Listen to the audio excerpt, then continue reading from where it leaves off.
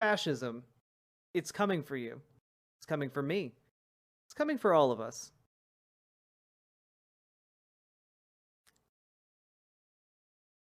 What's the bad news? The bad news is fascism is here in America, and we need to talk about it because it's frankly, just an average, everyday thing. We now need to have, the fascism update. All right. We're going to open with this because I think that it's actually quite important to understanding exactly what's going on in modern day politics, right? And we need to talk about Steve Bannon, okay? Steve Bannon is evil for a lot of different reasons. He got one of the ways he got wealthy was off of illegal Chinese gold farming in World of Warcraft. That's true. And through that, he realized that there were a bunch of disgruntled, young, lonely people playing World of Warcraft that he believed would be prime targets for political radicalization. And he was correct. And then he used his platform at Breitbart to basically try and radicalize them through Gamergate. Steve Bannon, if you didn't know, literally came out of Gamergate as a politically influential figure. And it's really kind of wild how that continues to be relevant. But he then rose to be Donald Trump's campaign manager in 2016. He went on to be very influential behind the scenes with a number of Trump's inner circle, even after he left the official campaign manager position. And he has been kind of slinking in the background since January 6th, the attempted coup that he supported. He was the editor-in-chief of Breitbart. He was like the guy who ran Breitbart. And he has now kind of weaseled himself into being the power broker behind the scenes when it comes to conservatives in this space. And I think that nowhere is it as obvious as CPAC. Now, CPAC has kind of been going downhill in prominence lately, but that just opens the door to there being actual honest-to-God Nazis on the floor of CPAC. It used to be that they would kick Nazis out of CPAC. Like, oh, Nick Fuentes groypers showed up. They're gonna, they're doing the Hitler salute. They get kicked out. Oh my goodness. Aaron Hernandez supporters show up. They get kicked out. No, now they're just openly allowed to mingle with prominent Republican figures, talking about race science and such. And if you don't actually know about that, here's an NBC reporter who was at CPAC, Ben Goggin. Here's a post from one mentioned in my piece wearing a CPAC badge. In the next video, he's giving a Nazi salute in the lobby of the conference hotel. There's a notable presence at the conference, whether CPAC was aware of it or not. Leftists have been removed from the premises. And Augustine Sanchez here. Looking especially Hitler-like over here. And here, let's just make that a little bigger.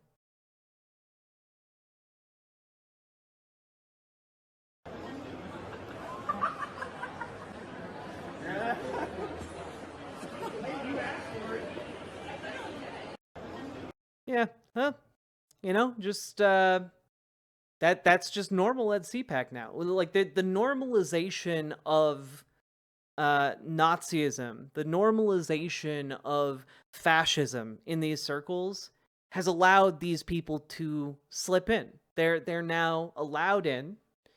Of course, the Republican Party denies that this is the case, but there's footage of it. There's plenty of posts from these out-and-out Nazis. It's pretty obvious that it's happening. And I mean, not to mention, there's a lot of other things going on. But I just want to point out, right?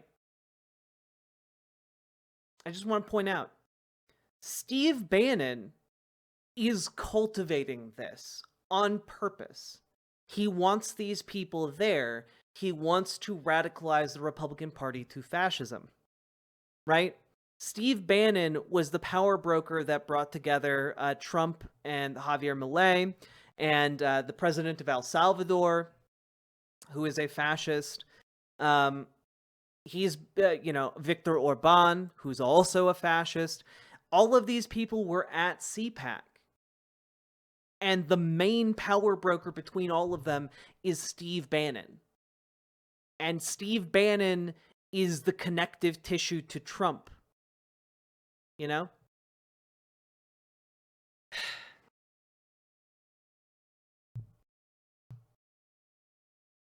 And I think that means we need to pay attention to what he has to say. Because I think it's fairly obvious, especially given Steve Bannon's past words, his positioning within the conservative circles of power. It's very clear that Steve Bannon is on the rise. He's more in demand in the conservative movement right now than ever before. And that should be worrying. Yeah, he brought Liz Truss and basically made her dance like a wind-up monkey. You know? He brought the former Prime Minister of the UK to CPAC and had her parroting his own talking points. This is power, chat. And this is something that we need to recognize. Wasn't she Prime Minister for a month? Yeah, but still, a Prime Minister of the UK is one of the most powerful people on the planet. You know? You can, she lost to a lettuce. Yeah, she did. But she was one of the most powerful people on the planet.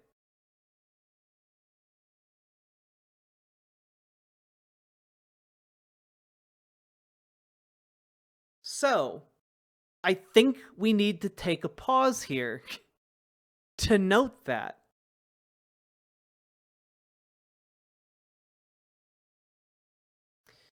And let's see what he had to say at CPAC. Because I think it heralds exactly the direction the Republican Party is going. And we need to know that if we want to properly combat it.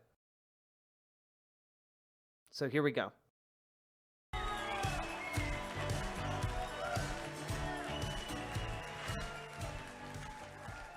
Onward to victory! Onward to victory! Onward to victory! Is there anything going to stop us from winning on 5 November of 2024? I can't hear you. Is anything going to stop us? Today, in this very hall, the greatest president of the... Oh, yeah, no, Steve Bannon is far smarter and far savvier than Alex Jones. 100%. I view Steve Bannon as a Machiavellian threat to democracy itself. 20th and 21st century sat here and said he's a political dissident. He's persecuted. That is a mark upon our country because it's absolutely true, 100% true. And why is he a dissident? You know why? Because he gave us 3 years of peace and prosperity before he was hit with a Chinese bioweapon. And they stole the 2020 election. Media, I want you to suck on this. I want the White House to suck on this. You lost in 2020. Donald Trump is the legitimate president of the United States. Now, the fact that this continues to be doubled down, tripled down, quadrupled down on, I think is deeply important. Because I think it means that if Donald Trump wins, this will be a state-enforced fact.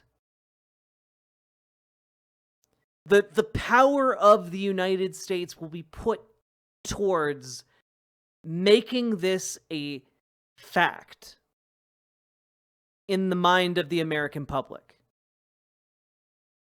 towards validating this point. And I want you guys to really take a moment to grapple with that, because that has a lot of implications, right? The implication being that this would be Trump's third term. So we're throwing out term limits for presidents. The implication being that, well, we need to secure our elections going forward. Essentially meaning that our democracy will die. Our freedom of information will die. This is a declaration of war against democracy itself. And German Cow JJ, I doubt elections would be suspended under Trump's administration. I doubt that. Maybe they would. Maybe like he would just declare himself president for life or something like that. But I find it more likely that they would follow the Hungarian model, which is to have hilariously rigged elections and a managed opposition. You know, not quite to the level of Russia, but still to a level that is unsurmountable. Insurmountable? There we go.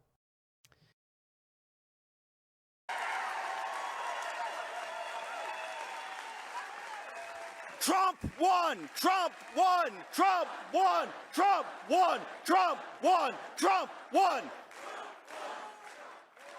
You know how we know categorically that Trump won now? Because the New York Times and MSNBC and the Washington Post understand we're about to out them, right? We're going to adjudicate this after victory. If Biden actually won, he would be a revered hero to them. If Kamala Harris had really been the wingman, she'd be a revered hero.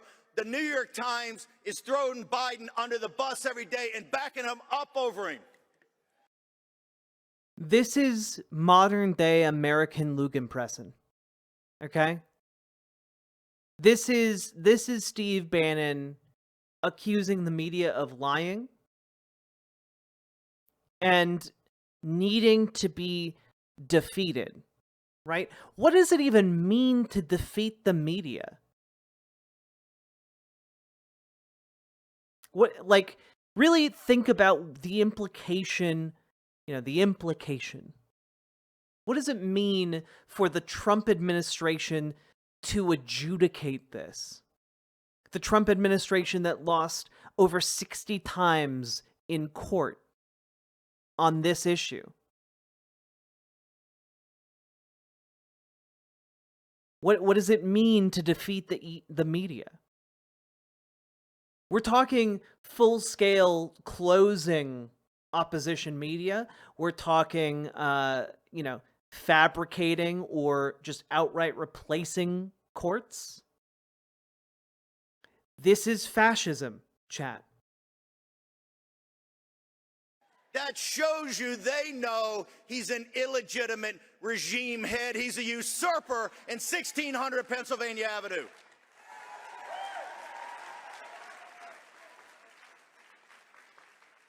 To every working class Democrat and populist in the Democratic Party, when we get to the White House and go through and adjudicate the fact that 2020 was stolen and this illegitimate regime, what they've done to destroy this country, nobody that loved this country would do what he's doing to the country, would they?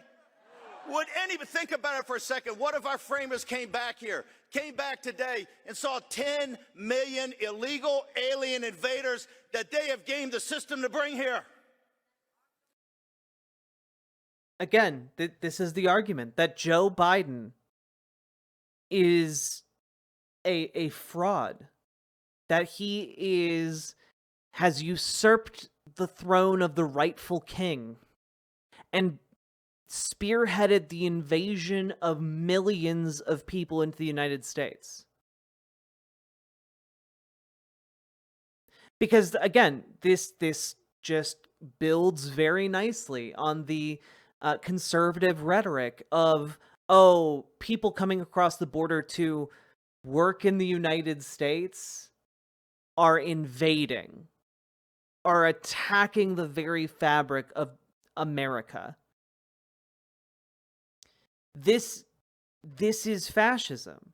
That, like, what Steve Bannon has just done over like the last 30 seconds is weave for you an alternate reality where Joe Biden has like opened the gates and brought in millions of people to harm you and yours. This alternate reality where illegal immigrants are around every corner and hiding in every basement.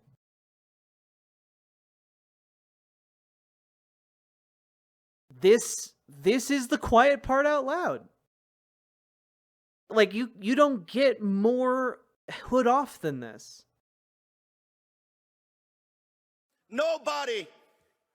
Give me that again, ma'am. Lock them up. All of them. Garland, Ray, Biden, all of them. Mayorkas. Yeah, just lock up all of your political opposition.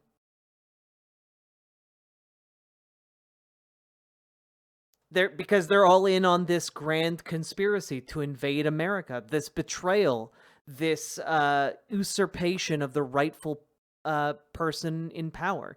This is weaving the mythology that will undergird a fascist takeover of America.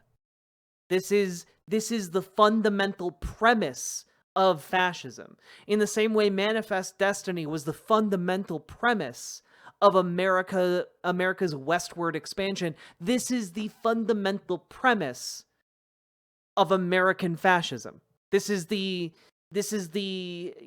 thesis of it. The speech he's giving here is that. Quick BWA break to purge the heretical scourge of the white name in RGG chat. Paladin, thank you for gifting Cappy a sub. I appreciate it. What they did to this country is unforgivable. And we will not forget it, and we will never forgive it until justice is done.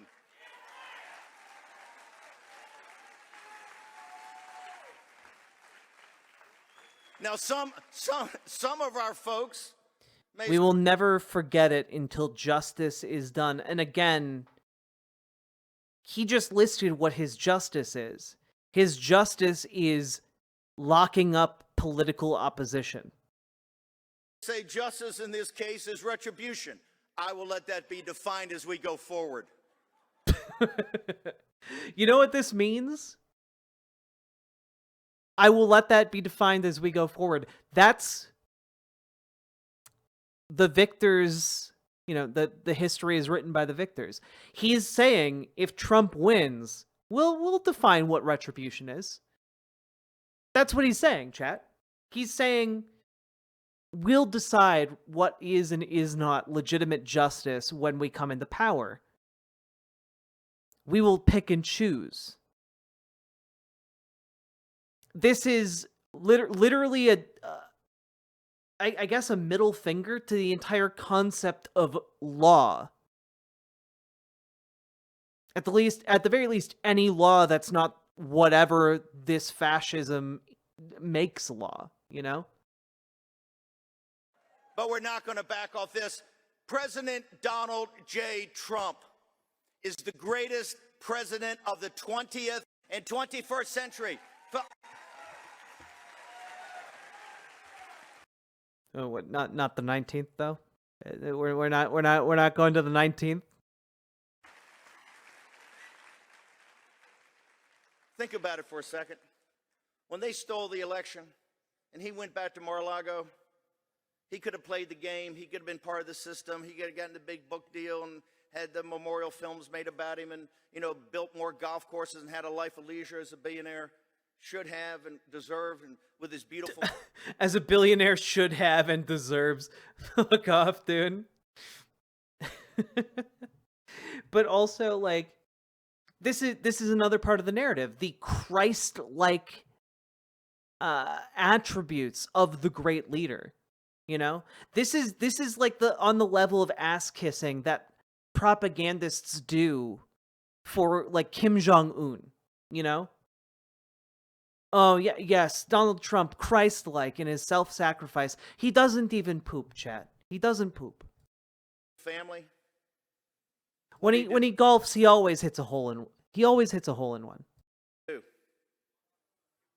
He came back to lead his country and say, I'm not going to let them steal this election, and I'm not going to ever let them destroy the United States of America.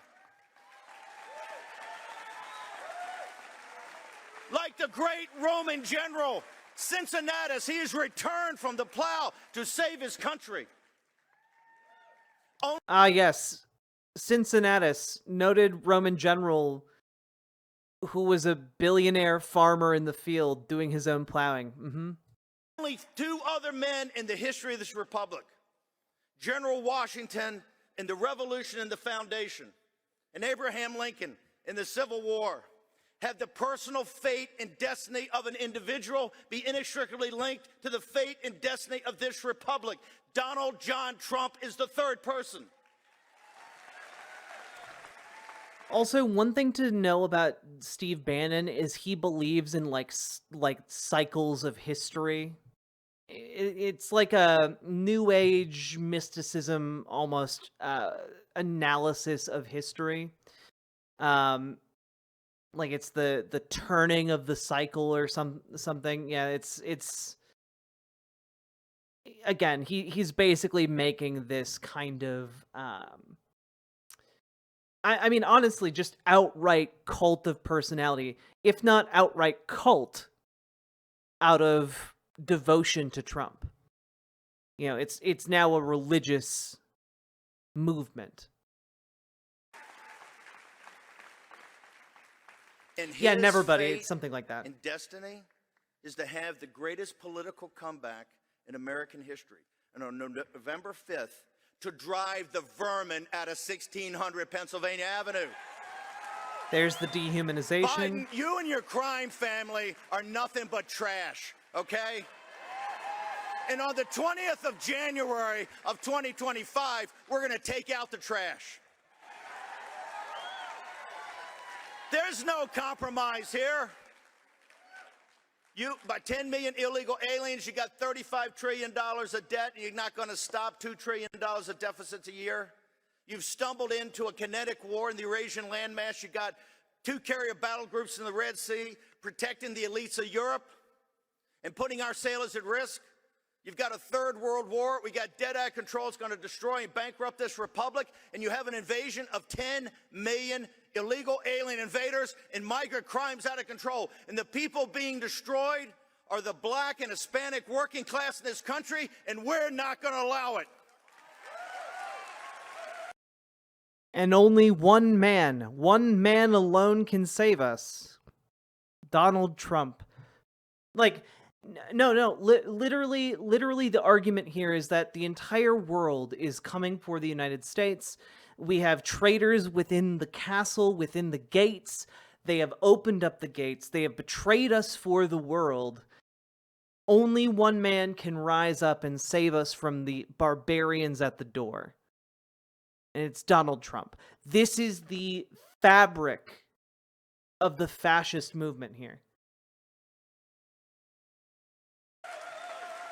every black person, every Hispanic citizen in our country, vote for Trump. Trump will set you free, because right now they're enslaving you.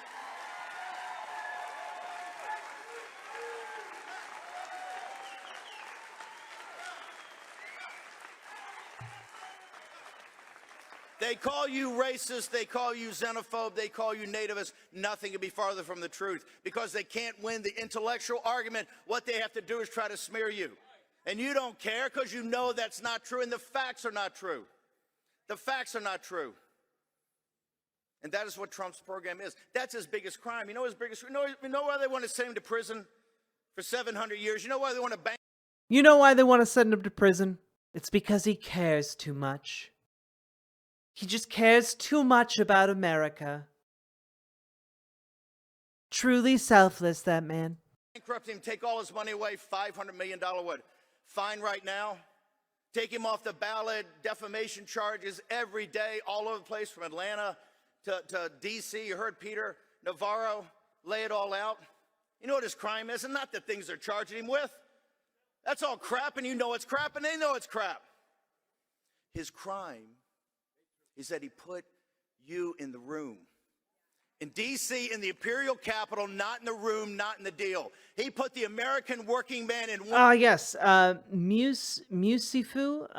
For the fourth turning is what I was thinking of. That's what Steve Bannon is into. It's like this almost like mysticism related to like time periods.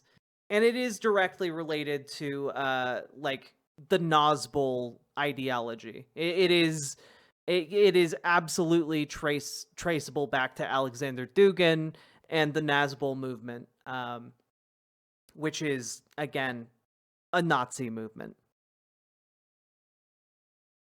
Woman in the room and at the head of the table, and they hate him for it. They think he's a traitor to the ruling class of this country.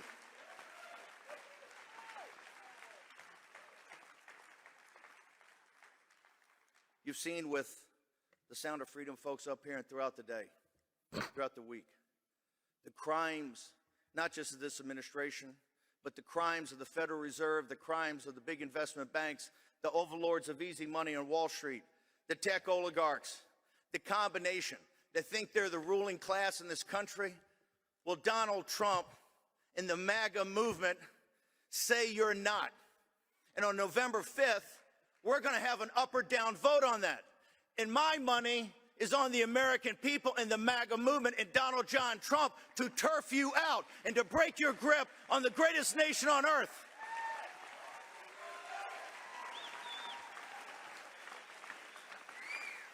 The thing is, Steve Bannon is not like a normal, regular conservative talking head. He is an intelligent man. He's not going to completely, like, he's not going to start JQing on the stage. You know, he might JQ on his show War Room from time to time, but he's not going to do it here to this audience, because he has a very specific goal in mind here, which is to mainstream the fascism into the current Republican Party, into the current Republican moment, and into all of the people who are there specifically to do power brokering. CPAC is the place where world leaders are coming together to effectively, like, swap tips on how to be a more effective fascist.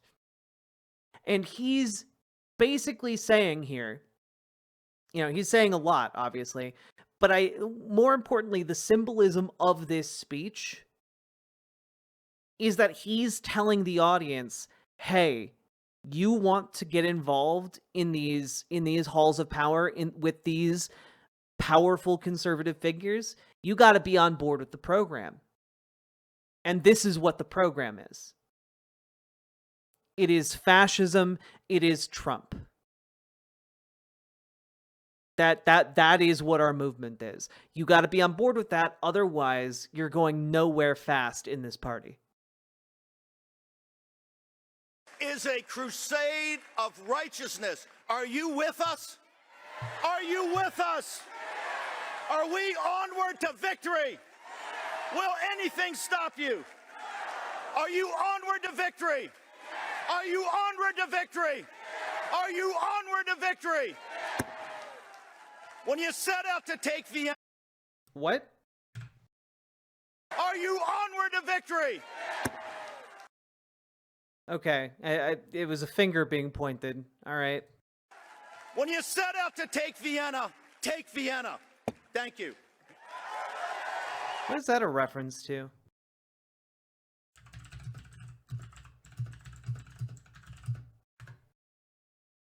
Oh, it was Napoleon. Interesting choice of quote. Yeah. Interesting. Victory 3 times.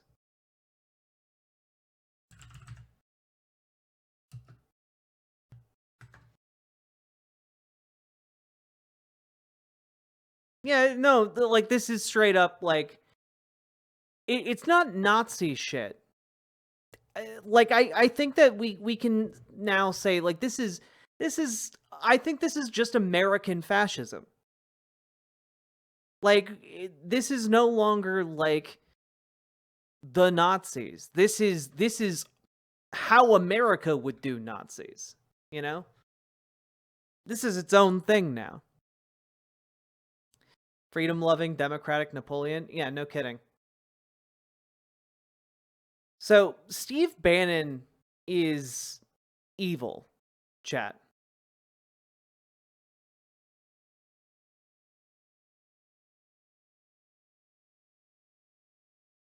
It, like, no ifs, ands, or buts. That's a grim thought. Yeah.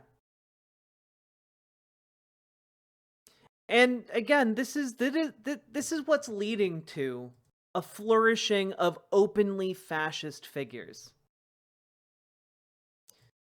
Like this woman in the Massachusetts GOP literally praises Hitler and wants to exile the Jews.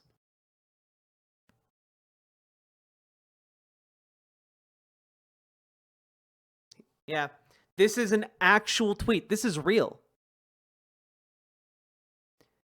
She tweeted out a couple days ago, "Don't forget, I'll likely get voted into office on March 5th. Long-term goals are to ban same-sex marriage, never should have been legalized, and trans will be illegal. Yes, illegal. I will also exile all Jews."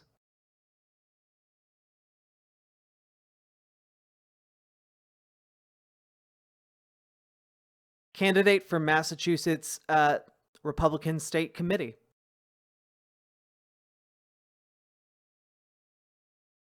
They don't have to hide it because this is a feature. It's not a bug.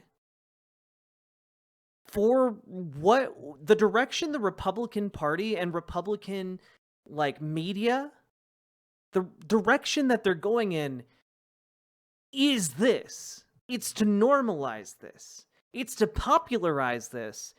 It is to make this a mainstream position. What happens when they can't exile Jews, do you think? They'll blame it on the Jews. Oh, the Jewish cabal was just too powerful. We need to build up more power. You know? That's the response. It's kind of like this self-fulfilling cycle. You know? And like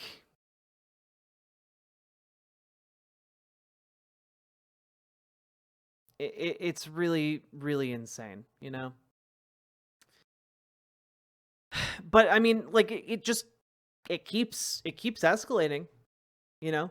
I think that, some of you have been asking what happens if they lose? What happens if they don't get what they want? Well, violence. Violence is what happens, you know? Basically, this is from earlier today, or I guess yesterday or 2 days ago. Explosive device detonates outside Alabama Attorney General's office. This happened one day after the state's Attorney General, Steve Marshall, said he would not prosecute IVF providers or families seeking the treatment. So basically, in response to this guy saying, oh, we're not going to prosecute families for, pursuing in vitro fertilization, they tried to kill him with a bomb. They're trying to kill him. They're trying to kill people with bombs for disagreeing with them on in vitro fertilization. What do you think they are going to do? What kind of reaction do you think they're going to have if they don't get their fascist Christ Messiah figure into office? The violence is already here. I think it would simply escalate to a different scale. But I think that if Donald Trump loses this year in November, I think that this fascist movement breaks. Because there is no successor to Trump. There are family members of his, but none of them have the charisma that Trump has. Trump's political power comes from his cult of personality that he has developed over decades, right? In the American zeitgeist, in the American cultural milieu, right? So I think this time around, if he's defeated, I don't think he has the stuff in him to run again in 2028. And the best that the Republican Party could do this time around to try and challenge that was Ron DeSantis, who folded like a wet paper bag. Like, he had the charisma of a piece of dog shit on your shoe. Nikki Haley does not have the charisma. She does not have the chops to be able to marshal this kind of support.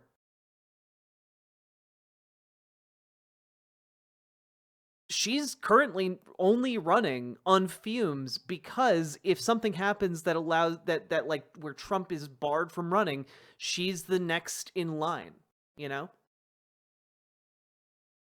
But, and this is kind of a big point here, she would not be able to marshal the support Trump has if she was running on her lonesome. Donald Trump can turn out record numbers of Republican voters. I don't think Nikki Haley can do that. I don't think Ron DeSantis can do that. I don't think there's anyone currently in the Republican Party who can do that. Which means if they lose, I think that there is a very good chance. I think there's a very good chance that this fascist movement has to de-radicalize in order for the people currently operating within it to have any shot of functioning going forward. Doesn't the poll show that Haley beats Biden? Yeah, but again, I think that a Nikki Haley presidency is not a Trump presidency. Nikki Haley would be a disastrous person to have in power. But I don't think that she is as on board with what Steve Bannon just outlined there, And more than that, I think that we would still I think we'd still get elections, frankly. I think she'd be terrible. I think she'd do a lot of harm and damage to the country. I think the country would survive it. I don't think we would survive it if Trump was in office.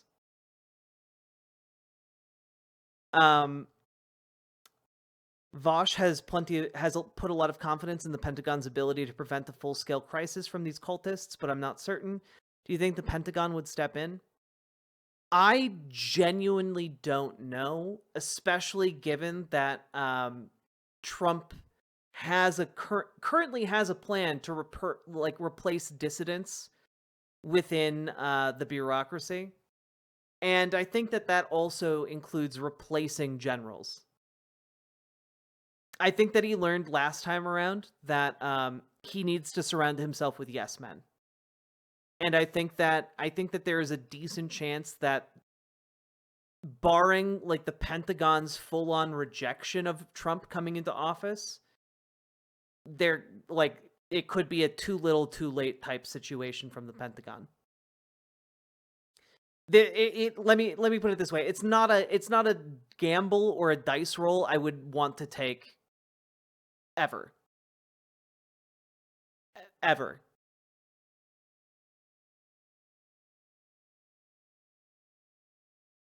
What would happen with Project 2025 under Haley? I mean, likely Project 2025 would still be implemented under Nikki Haley, but I think that Nikki Haley's actions would be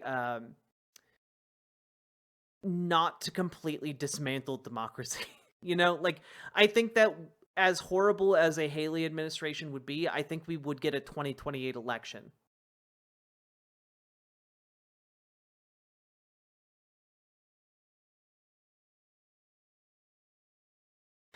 Probably not a great idea to trust the military to do the right thing. Yeah, I mean, I think there's a decent chance that they would do the right thing, but like, if there's even a 30% chance that they don't act in time, like that is too big of a risk to take with democracy for like the world's foremost superpower, you know?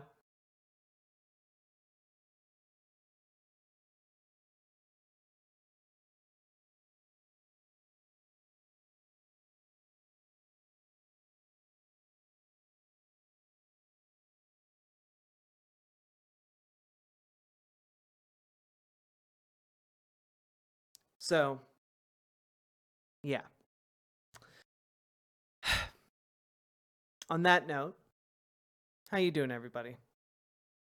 What are the chances of Spanish-style civil war?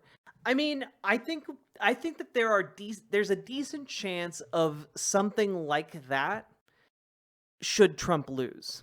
You know, except instead of like the anarchists and like left-leaning folks being exiled to the countryside to fight guerrilla warfare, with the fascists in charge, I think it would be reversed. The fascists would be fighting guerrilla warfare, and I think that would ultimately kill their political movement. I'm nervous, to be honest. Good. You should be. Use that. Motivate yourself to organize with fellow leftists. Go organize with political campaigns. Knock on doors. Phone bank in your spare time. Let this moment, let that nervousness radicalize you.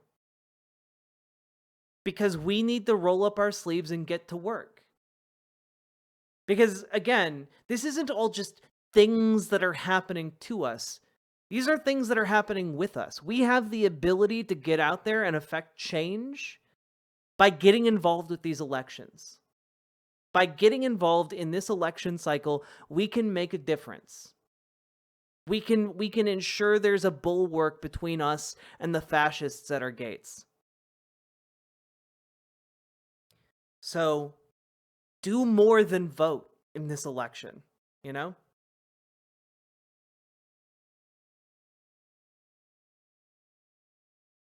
And honestly, I believe you can phone bank.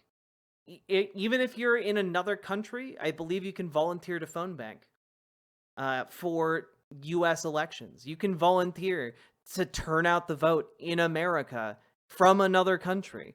The only thing is you cannot accept payment to do so.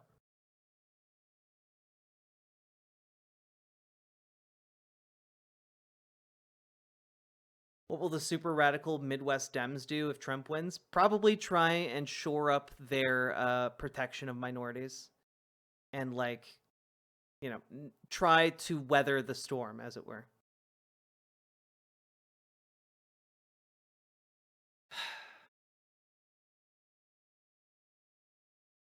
Neuron, you don't know what the troubles are? Oh boy, I don't have time to get into that. All right. Folks, been going for 4.5 hours. Hit the follow button on Twitch. We are currently like 80 follows away from 10K. It'd be really lovely to hit that. And if you're over on YouTube, remember, hit the subscribe button, hit the like button on the YouTube stream. And folks, please consider dropping some subs or donos, because they are fundamentally what allow me to continue to exist. Without your support, without your subs, without your donos, I wouldn't be able to pay rent or buy food or have health insurance. It's only with your support that I am able to continue making this content. So I'm forever grateful to you guys who support me with, again, your subs and donos, and I hope you'll continue to support me going forward, especially when I do hard streams like this. You know, like, there are a lot more fun things I know I could do as a streamer that would probably make me a lot more money, but I think that this stuff is really important to talk about. And you guys give me the platform to do that, and I really appreciate that about all of y'all. Wait, I'm not logging off. I'm just asking you guys for donos, unless you're going to bed, in which case, good night. I'm once again asking for your subs and donos. Also, Naina, thank you very much for the raid. I appreciate it. You raided like almost an hour ago. Just getting around to seeing that notification now. So thank you very much. Ah, Sheckley, I appreciate being here. Let's see.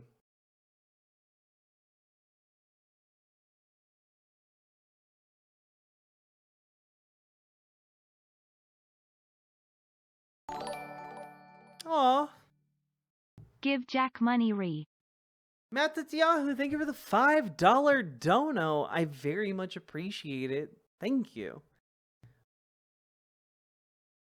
Do we got any Oilers here? Oilers? Do we got any Sake Tanukis here? That's the real question. Thank you. Good night. Good night, Kitsune Cavalier.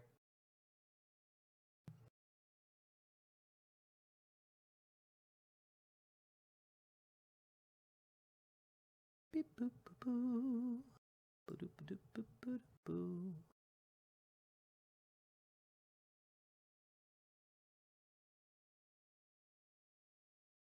Oil de streamer. All right. I need to drink some water. Been going for 5 hours.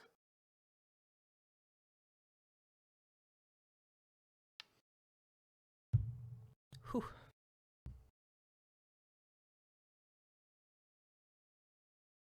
Chat, we haven't even gotten to the segment on Israel, Palestine. Good God.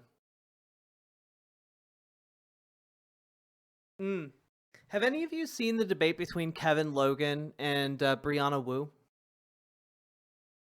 Speaking of. Have any of you watched that?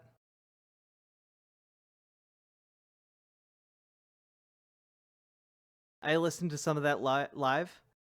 Was it good, VCC TV? Should I cover that, or is that kind of like a waste of my time?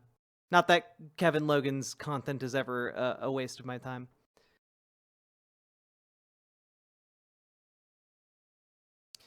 Kev debated Brianna. He did indeed. I'm making a little monies now, so I want to help out. Cool stream today. Hi, Progressive. Thank you for the $10 dono. I very, very much appreciate that. Thank you for sharing a little bit of the monies with me. And I'm glad you're enjoying stream.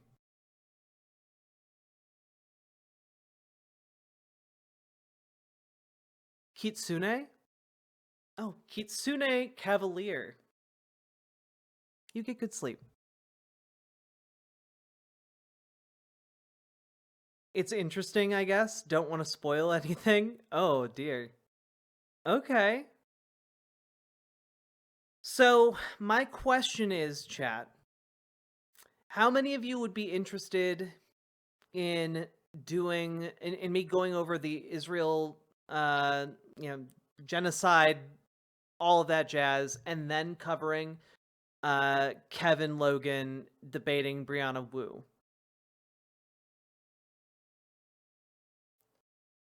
Or is that too much? Is that too much for you guys to handle? I feel like, again, I think it's like a hour long. It's like an hour long debate.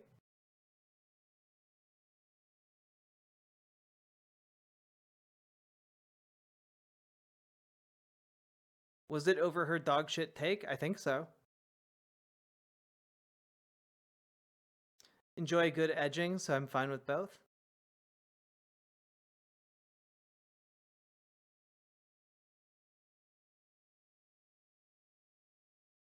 Yeah, I did not professionally get along with Brianna.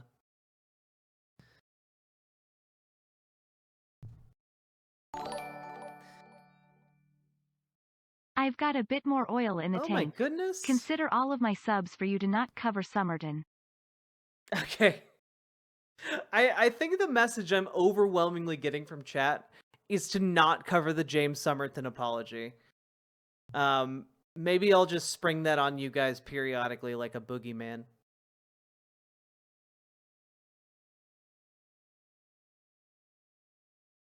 I just like Jack voice in my ears at this hour. You guys do tell me I have a very nice voice to fall asleep to.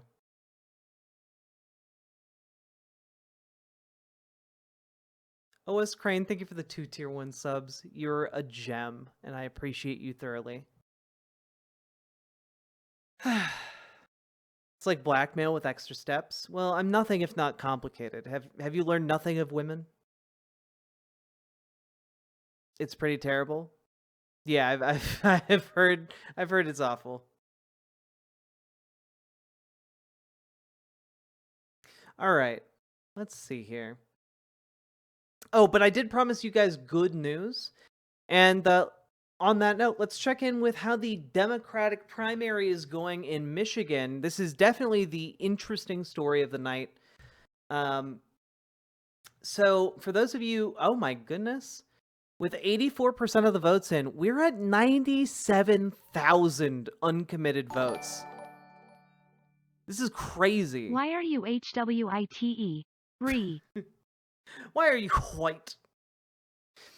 OS Crane, thank you for gifting Nikolai Prime a tier 1 sub. OS Crane just oiling the jack engine.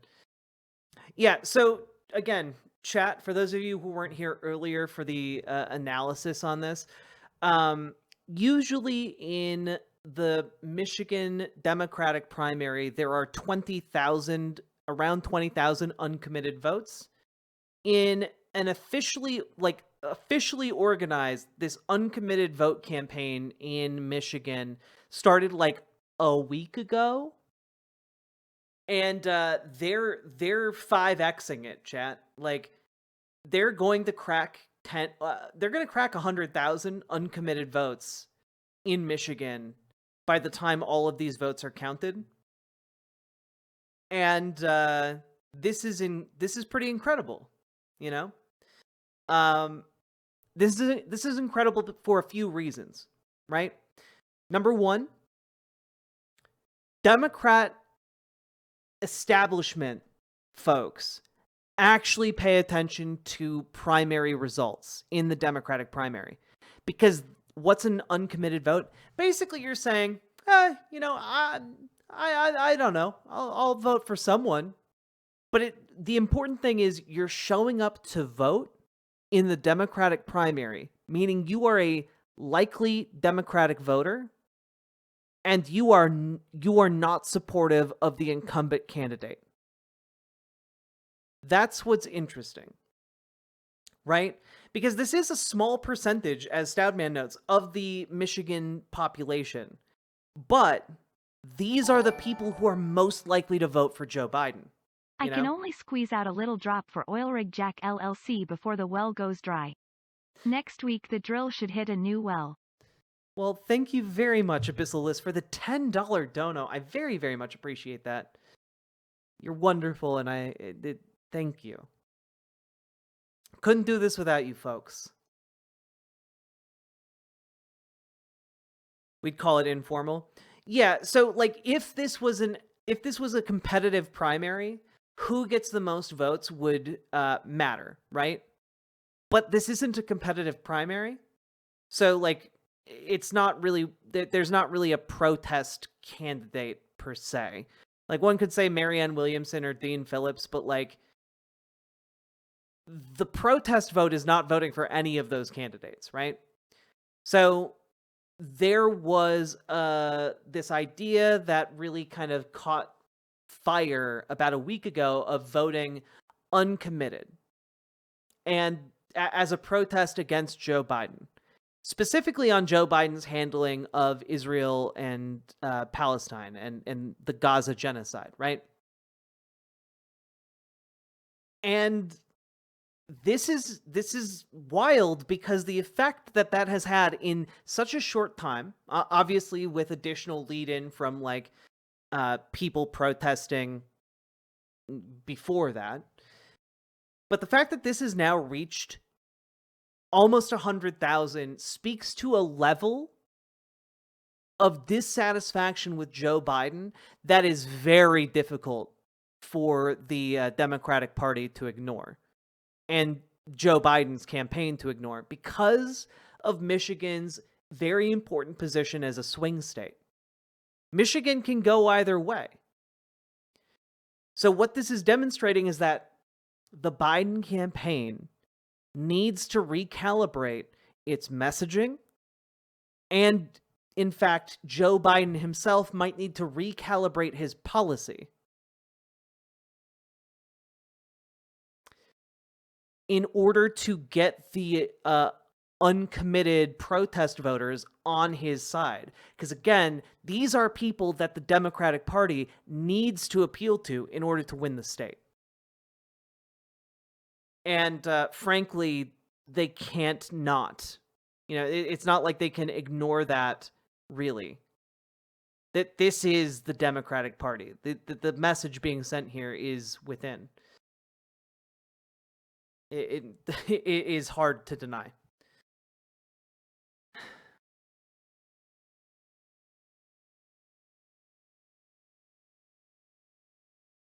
The DNC don't care.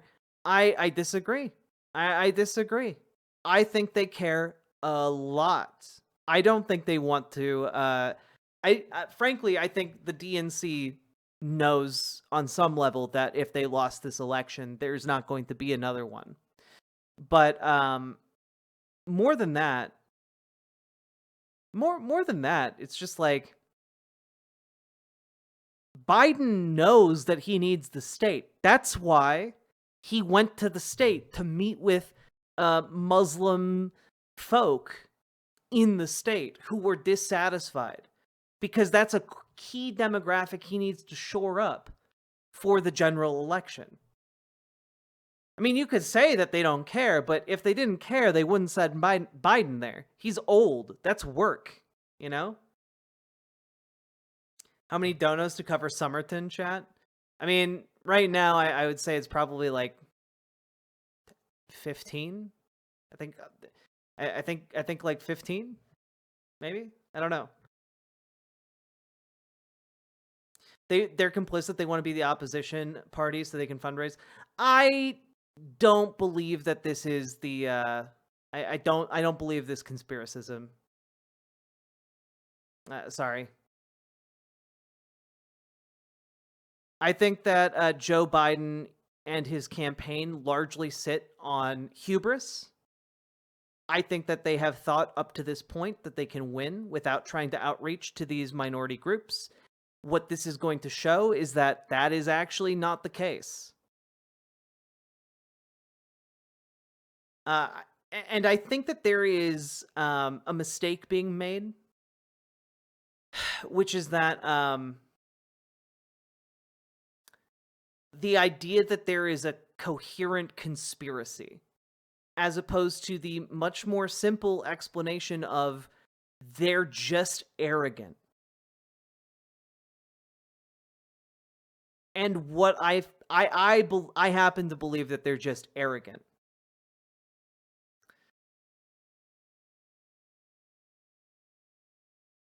And I think that's important because if this message goes through, and I think it will, this is something that arrogance can't ignore.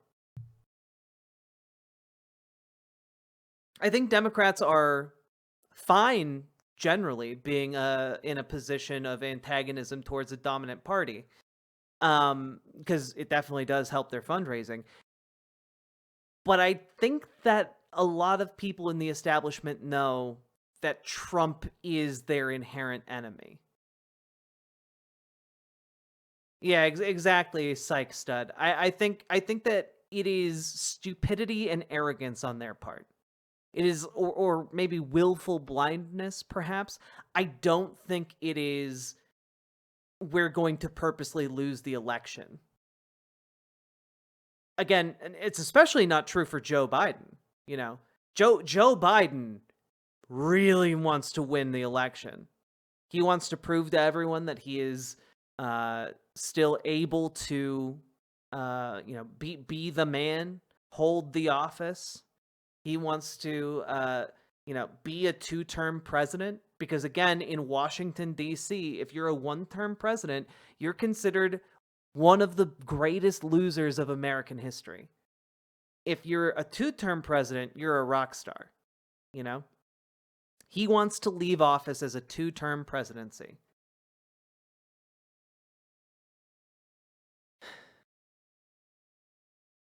So you're saying trotting out John Bon Jovi this summer won't bring out voters? No, I don't think it will.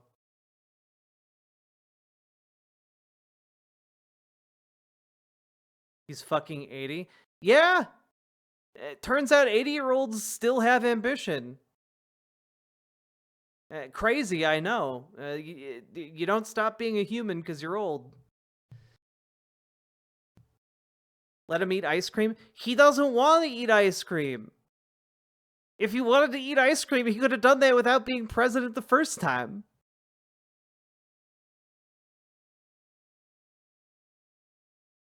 Like that one lady who donated $1 billion. Yeah, that lady was cool. She should run for president. Again, I hate that you are making me defend Joe Biden being, and my defense of Joe Biden is that he's an arrogant victim of his own hubris, but like there it is, I guess.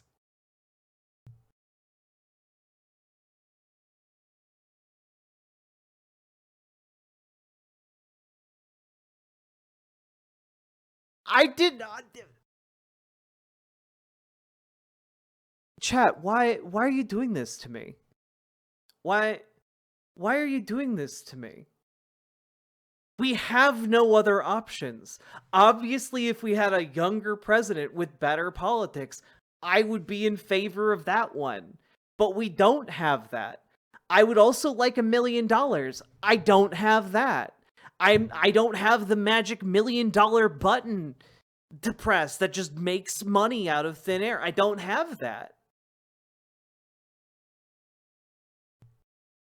Instead, I have the option to vote for one guy or another guy. That's it.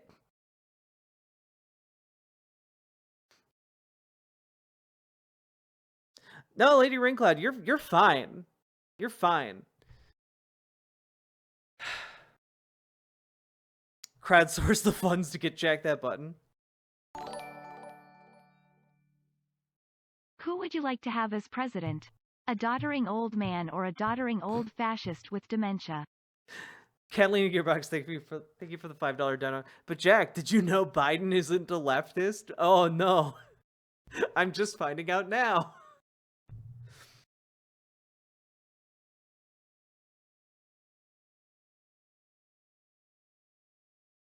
So in addition to Joe announcing he's a Zionist again, he went on Seth Meyers and did the Dark Brandon meme with the sunglasses because that's all his campaign is. I hate it. I hate it so much.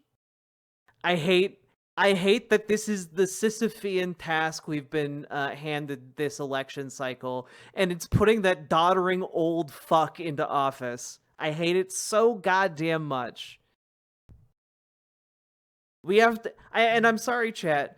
I don't have a better answer to you guys, other than we have to push that boulder up the hill. Doesn't matter if the DNC wants to lose. Doesn't matter what they all want to have happen. We have to push that boulder up the hill. Otherwise, I just finished a 40-minute long segment about what the alternative is.